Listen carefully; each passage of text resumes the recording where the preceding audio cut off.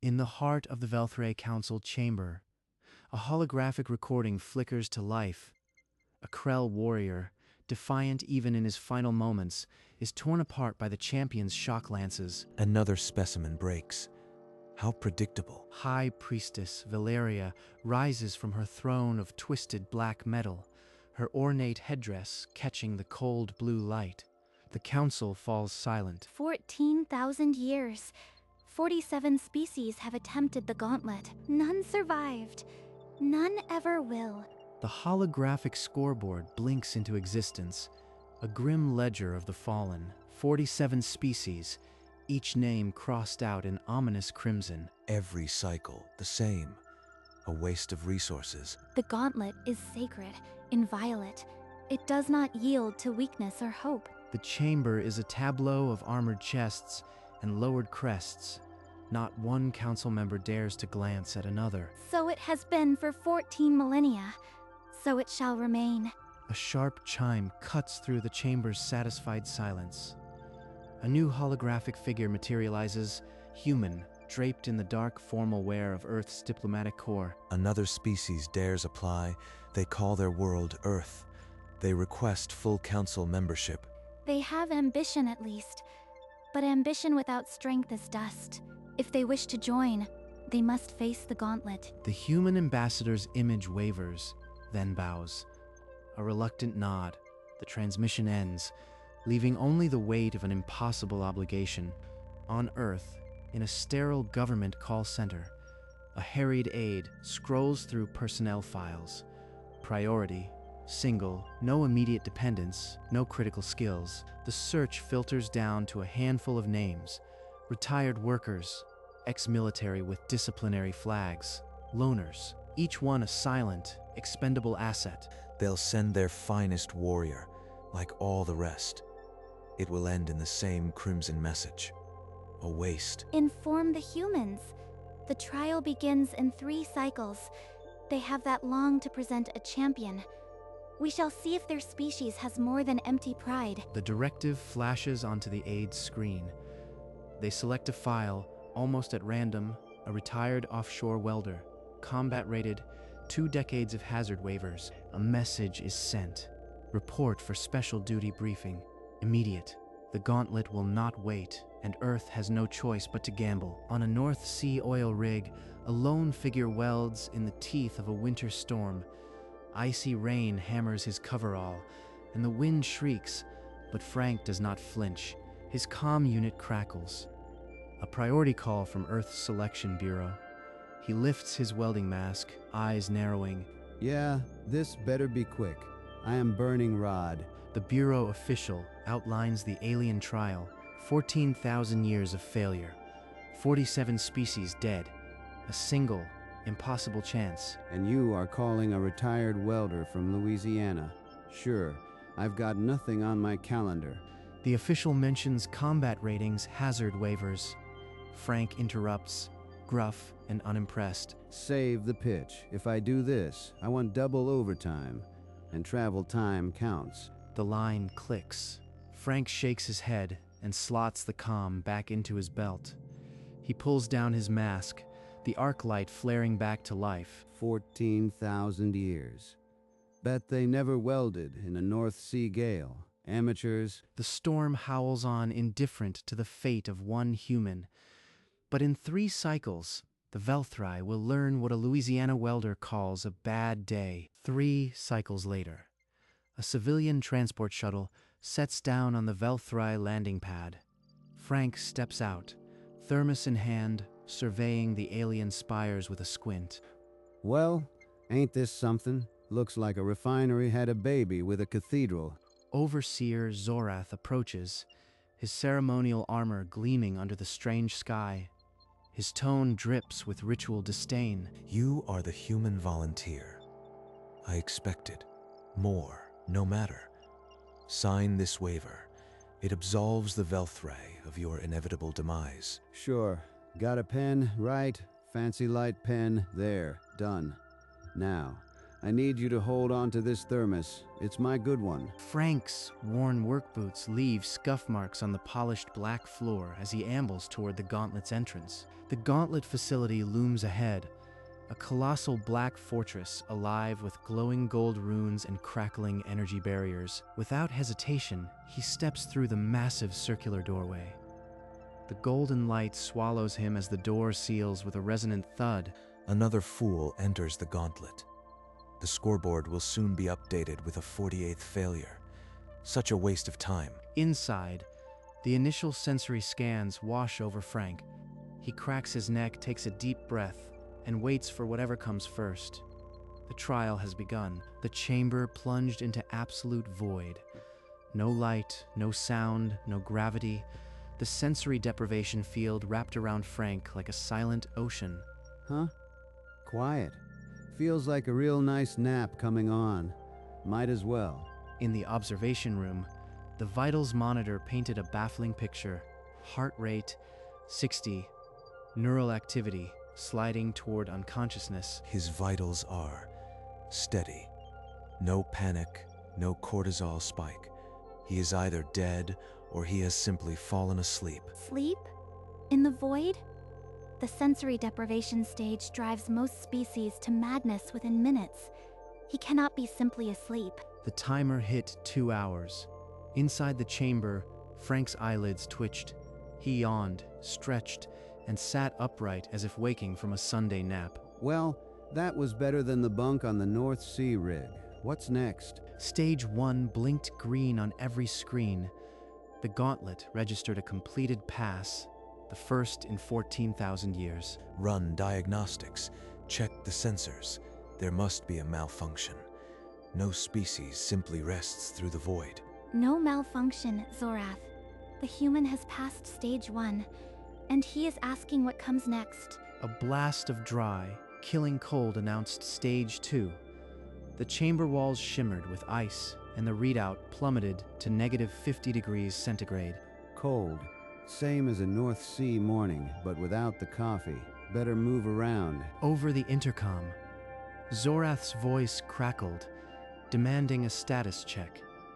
The human was expected to be incapacitated by now. Status. I've got all my fingers. Felt like Tuesday. Now, what's the task? Stack these blocks. In the observation room, Zorath pulled up the human's personnel file.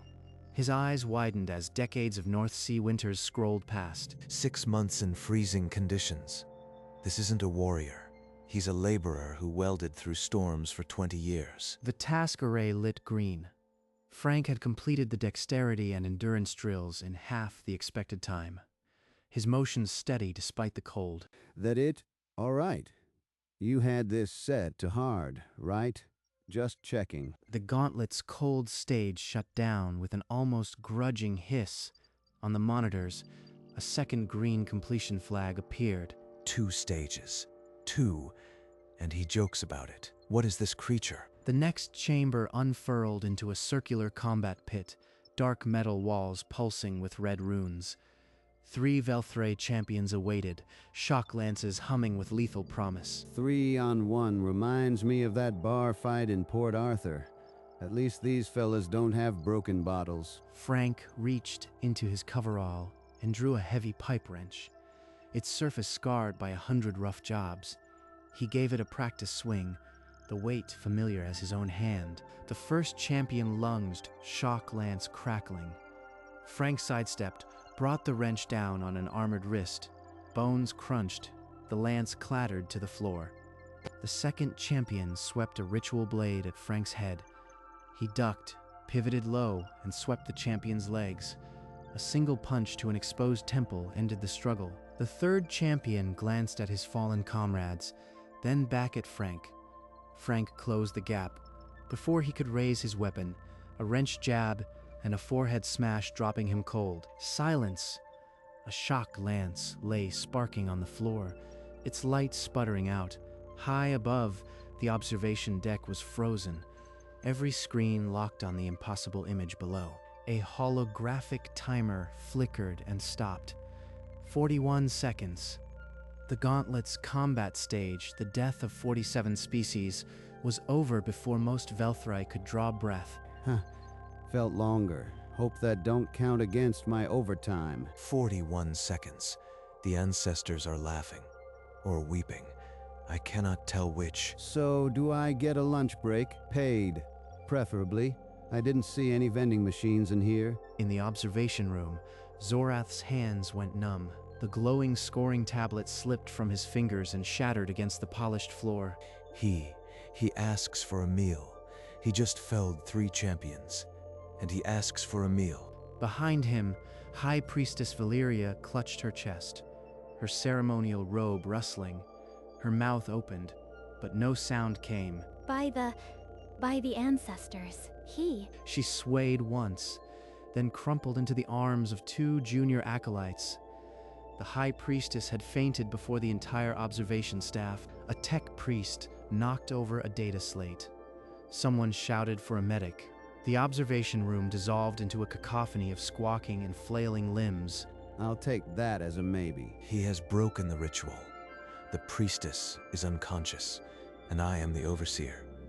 No manual covers this. The Gauntlet's ancient systems registered the stage completion, but the overseers were too paralyzed to advance the protocol. The silent humans simply waited, patient as granite. Acolytes revived Valeria with sharp salts. She blinked dizzily, then thrust herself upright. The Gauntlet cycled to stage 4. Scorching heat baked the chamber, the walls glowing orange. Frank retrieved his thermos from a belt loop, took a sip, and wiped his brow. A bit warm.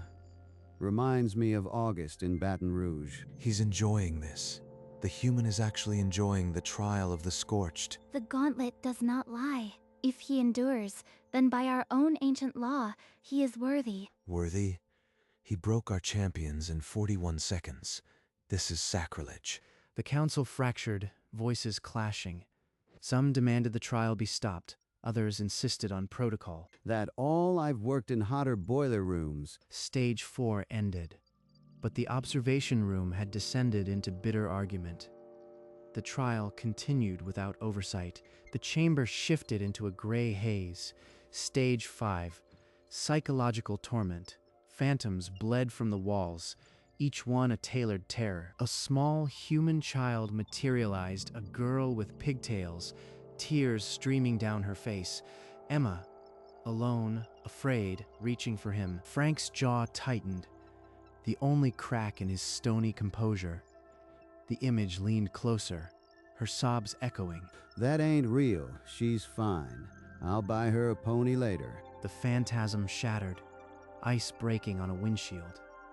The chamber fell silent, the test complete. In the observation room, the monitors recorded a microsecond spike of adrenaline, then nothing.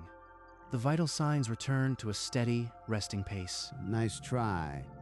But I've had worse nightmares after spicy gumbo. Stage 5, registered completion. No creature in the Gauntlet's grim history had ever kept their sanity intact for the full duration. He tore through the mind shaper like it was a bad dream. The ancestors have truly abandoned us. Frank rolled his shoulders and looked toward the next door. The Gauntlet had thrown its worst at him, and he was still, infuriatingly, standing. High Priestess Valeria raised a trembling hand, and the council's clamor collapsed into a nervous hush. Bring the founding scrolls, not the codices, the original etchings of the first architects. A scribe, dread-stricken, fetched a crystalline tablet worn smooth by ages. The projection blazed, glyphs predating the Gauntlet, their meaning buried under ritual. It reads, "The Gauntlet tests not strength, but mundanity. Seek those who make the impossible dull." A search. We thought trial meant execution. 47 species dead, and we never saw the truth. Not dead in vain. Their sacrifices led to this human. He is the answer the architects sought. The scoreboard of the fallen seemed to accuse every counselor. The silence was heavier than any execution chamber. The ancestors sought equals. We have been the butchers of their dream. The crystalline tablet dimmed. The gauntlet continued its rhythm, but the Velthrai would never again call it a death sentence. The gauntlet presented a maze of shifting obsidian, its walls grinding in an alien rhythm. 17 previous species had lost their minds in this labyrinth. Frank kept one hand on the left wall and walked. His heart rate stayed a steady 58 beats per minute. He emerged in 7 minutes flat, dusting stone grit from his coveralls. A razor-thin beam stretched over a simulated abyss. The gauntlet broadcast the death cries of 47 failures, a chorus of despair. They recorded those? That's morbid. He crossed without breaking stride, then tackled a series of pressure plates and logic gate arrays, as though he were sorting a toolbox. The master timer updated. Current elapsed time, 4 hours, 12 minutes.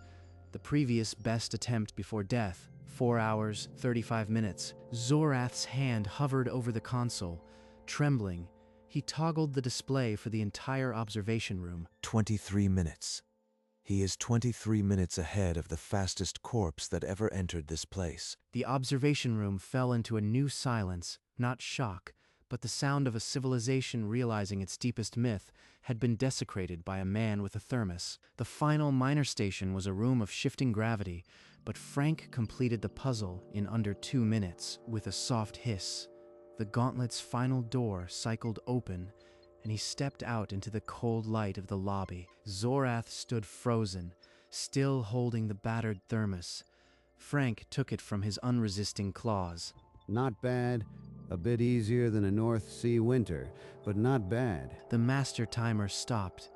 4 hours, 12 minutes, 11 seconds, 23 minutes ahead. Zorath stared at the frozen digits, his bulging eyes reflecting the impossible numbers. The gauntlet is complete. By the ancestors, it is complete. A scribe fumbled a ceremonial gong, but no sound came. No one knew the ritual for victory. Nice that they're speechless. Hope that means I get my overtime. The gauntlet, a monument to death for 14 millennia, had just been beaten by a retiree with a pipe wrench. The council reconvened in the main chamber, the scoreboard of 47 dead glowing like an accusation. The ancient law is clear. Any species that completes the gauntlet shall be granted full membership, no delay. But High Priestess, we never expected. The law was written when the gauntlet was a search, not a slaughter. The intent does not matter. The law is the law. Earth has satisfied the condition. Elder counselors rose to object, their ceremonial robes rustling with indignation. We cannot just hand over power to a species we know nothing about. This human broke every expectation. Which is precisely why the law was written, to find those who exceed expectation. The vote will proceed. One by one, the council members cast their votes. The tally turned green with a reluctant supermajority. It is decided. Earth is now a full member of the Velthrai Council. May the ancestors forgive us. Somewhere in the lobby, Frank sipped his coffee, unaware that a 14,000-year-old empire had just bent knee. An aide guided Frank to a small ceremonial hall where Zorath waited with a heavy golden medallion that looked like an ornate door knocker. Frank of Earth, I bestow upon you the Medal of the Gauntlet. Wear it with honor. Thanks. Heavy little thing. I'll put it in my toolbox. Later, Frank found a stubborn door in the station and wedged the metal under it to keep it open. The Velthrai summoned him again, this time to the War Council chamber. A grand holographic seat awaited. The Council offers you a permanent honorary seat. Your unique perspective could reshape galactic strategy. Frank squinted at the holographic seat, scratching his stubble. The weight of the offer settled in the silent chamber. Looks like a lot of meetings. I didn't even want the medal. He thought of Emma, back home, and a simpler kind of duty. The council watched, poised for his answer, but Frank just kept silent, leaving the offer floating in the cool air. Sounds like a lot of meetings, and I've had my fill of those for one lifetime. Besides, my granddaughter Emma's first communion is next weekend, and I ain't missing it for anything. I do not understand. What is a communion? How can it outweigh a permanent seat on the War Council? It's a family thing. You wouldn't get it, but it's the most important date on my calendar. He gave a shrug and turned away, the council's grand offer dissolving like a forgotten hologram. Zorath's mouth hung open, the word communion echoing in his mind as if it were a sacred incantation. Emma's communion, cake, punch, and a proud grandpa. That's the real victory. The human walked toward the shuttle bay, leaving a baffled alien civilization to puzzle over his priorities. Frank glanced back once, not at the council, but toward the distant stars where Earth lay, small and precious. He had a flight to catch, and a little girl expecting him to be there, with a camera and a smile. In the long shadows of the council chamber, High Priestess Valeria and Overseer Zorath faced one another alone. The gauntlet has fulfilled its purpose. We sought the worthy, and we found them in a species we mocked. But to retire it, the gauntlet has stood for 14,000 years. It is our identity. Our identity was a lie. We will not repeat the mistakes of our ancestors. Issue the decommission order. The order went out. Outside, the great runes of the gauntlet dimmed one by one, until the fortress stood dark and silent. Frank's shuttle descended through Earth's cloud cover, touching down at a small regional port.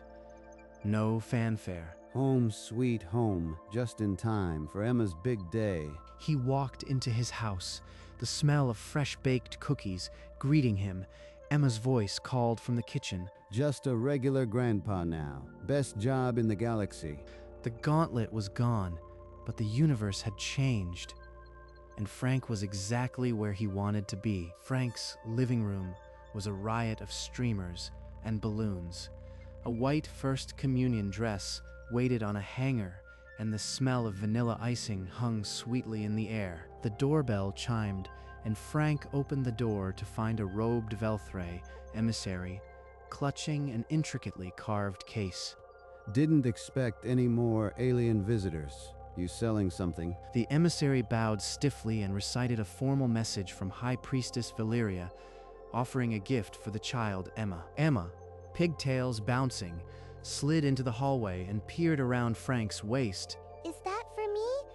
Can I open it? All right, let's see what the boss lady sent. Emma lifted the lid. Inside, on crushed velvet, lay a ceremonial sword, its blade alive with glowing runes and its hilt studded with jewels. It's so pretty.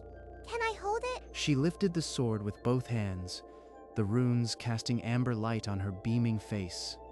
Frank chuckled under his breath. A neighbor wheeled in the cake, 3 tiers of white frosting and spun sugar.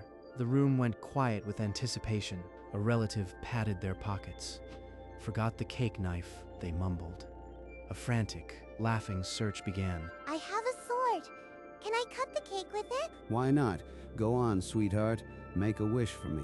Emma hefted the ancient blade and brought it down with a delighted shriek. Icing splattered across the table. The family exploded into laughter. Frank pulled out his smartphone, framing the impossible scene. Best cake-cutting picture in family history. Unseen, a micro-drone, no larger than a coin, circled overhead, streaming crystal-clear video across the void. The signal reached the Velthry Council chamber, and a feed flickered to life on the central view screen. Valeria watched in silence, the runes of the ancient sword smeared with vanilla frosting.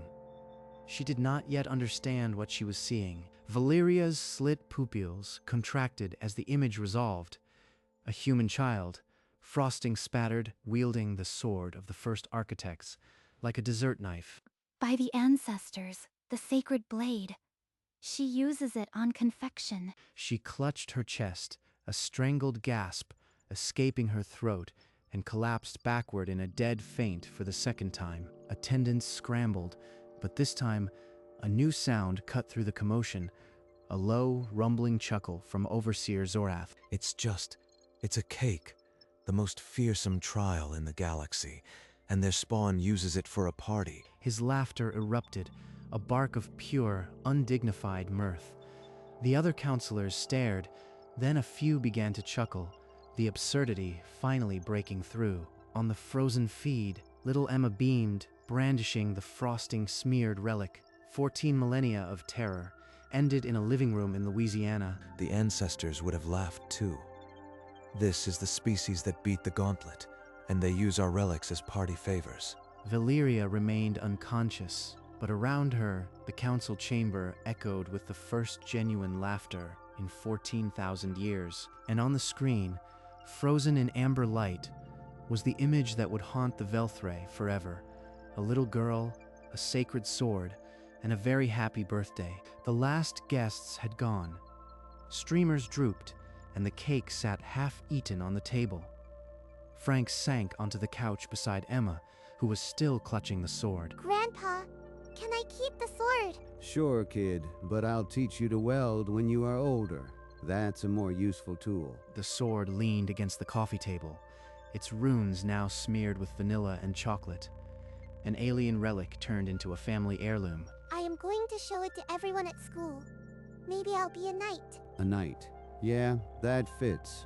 He pulled her into a one-armed hug, and they sat in the quiet, the day's extraordinary events feeling distant. Outside, the Louisiana sunset blazed orange and pink, the same sun that had witnessed 1,000 storms and never been impressed. Frank glanced at the sword, then at his granddaughter, and closed his eyes. Some victories, he knew, were meant to be this quiet. The galaxy could wait.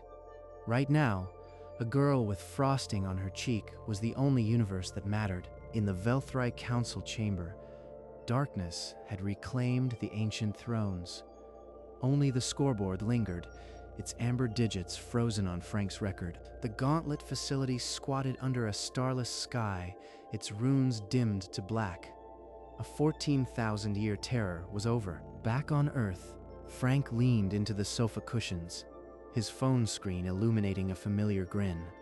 He typed a simple caption, "Granddaughter's first communion cake cutting. Thanks for the sword, aliens." He hit send, then set the phone aside. A quiet satisfaction settled deep. On the coffee table, the ceremonial sword still bore the frosting of battle. A framed photo on the mantel captured that impossible moment. Frank, Emma, and a victory no one had trained for. Emma nestled against his side, the sword now a cherished toy, not a relic of terror. He ruffled her hair, a simple motion that held more love than any metal could measure. The galaxy had asked for a warrior. It got a grandpa, and as the Louisiana night wrapped around them, that was more than enough.